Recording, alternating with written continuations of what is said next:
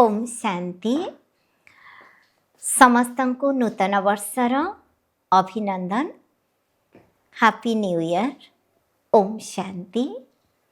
आसंतु से ईश्वरीय ज्ञान रूपी भोजन सुनिबा, परमात्मा को चिंतन रूपी भजन रे निजको निमग्न करिबा, ईश्वरीय शक्ति को धारण करी निजको रिफ्रेश करिबा, नुआ दुनिया को स्वागत करिबा।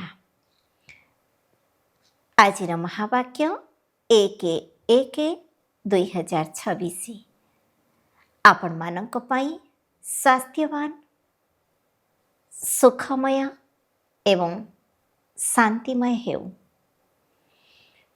आज महावाक्य मधुर संतान माने तुमे माने निजको सतेज करिबा पाई बाबांक पाखको आसीछ। जदि बाबा एवं तांकर संपत्ति को मने पकाइब तेबे सर्वदा सतेज रहिब। प्रश्न, बुद्धिमान पिलामानंकर मुख्य लक्षण कौन होइथिब?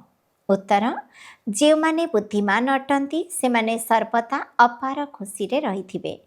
जदि खुशी नाही तेबे बुद्धिहीन कुहाजिब। जे माने पारस बुद्धि हेउछंती सेही माने ही बुद्धिमान अटंती। से माने अन्य मानको मध्य पारस बुद्धि करिवे, रूहानी सेवारे व्यस्त रहिबे। तांकर परिचय देवा बिना से माने रही पारिबे नाही, अर्थात बाबांक परिचय देवा बिना रही पारिबे नाही। ओम शांति। अच्छा, मीठा मीठा शिकिल दे संतान मानक प्रति माता पिता बाप दादांकर मधुर स्नेह संपन्न शुभेच्छा एवं सुप्रभात। आत्मिक पितांकर आत्मिक संतान मानकु नमस्ते। आम आत्मिक संतान मानकर मध्य आत्मिक पितांकु नमस्ते नमस्ते नमस्ते।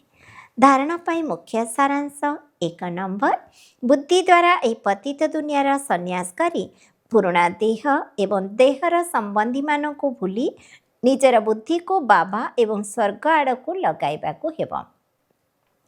2 नंबर, अविनाशी विश्रामर अनुभव करिबा पाई बाबा एवं तांकर संपत्तिर स्मृति रे रहिबाकु हेब।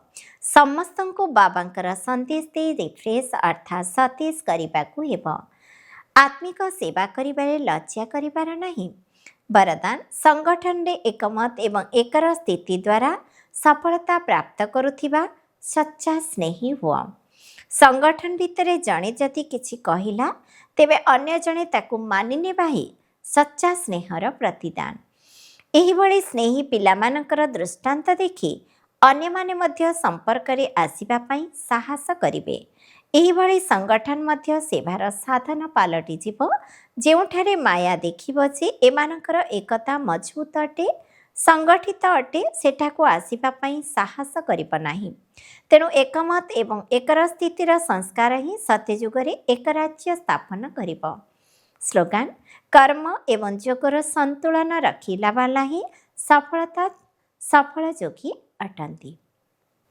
संगम योगी समस्त तीव्र पुरुषार्थी भाई भौणी मानंको नुआ युग सहित नुआ वर्षर बहुत बहुत शुभ अभिनंदन। नूतन वर्षर ए प्रथम जनवरी मास मिठा साकार बाबांकर स्मृतिर मास अटे। आमे सबु बाबांकर संतान माने अव्यक्त वतनर सूक्ष्म लीला गुड़िकर अनुभव करिबा पाई तथा निजको ब्रह्मा बाबांक समान संपन्न बा संपूर्ण करिबा पाई सारा मासक जाक निजर बंधन मुक्त जीवन मुक्त स्थिति निर्माण करिबा पाई मनर एवं मुखर मौन रखिबा सहित बुद्धि बल द्वारा अव्यक्त वतन रे विचरण करिबा। एहाकु लक्ष्य रे रखी एही मासर अव्यक्त इशारा एही अव्यक्त मासरे बंधन मुक्त होई जीवन मुक्त स्थितिर अनुभव कर। बापदादा चाहुछंती मोर प्रत्येक संतान मुक्ति जीवन मुक्ति रूपी संपत्तिर अधिकारी होई जांतु। तेणु वर्तमान समय रे करिथिबा अभ्यासर सत्य युगरे स्वाभाविक जीवन होई जीवो, किंतु संपत्तिर अधिकार केवल एवं संगम जुगरे ही प्राप्त हेउछि।